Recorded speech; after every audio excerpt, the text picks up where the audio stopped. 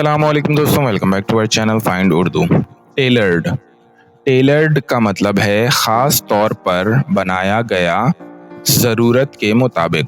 Tailored असल में कपड़ों के लिए यूज़ होता है जो किसी शख्स के साइज़ के मुताबिक सिले गए हों, लेकिन मेटाफोरिकली इसका मतलब होता है कोई भी चीज़ जो ख़ास तौर पर किसी की ज़रूरत के मुताबिक डिज़ाइन की गई हो।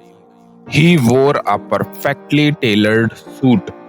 उसने अपना बिल्कुल फिट और ख़ास तौर पर सिलवाया हुआ सूट पहना। तो दोस्तों, टेलर्ड का मतलब है ख़ास तौर पर बनाया गया या ज़रूरत के मुताबिक। उम्मीद है आपको टेलर्ड का मतलब समझ में आ गया होगा। मिलते हैं नेक्स्ट वीडियो में। शुक्रिया।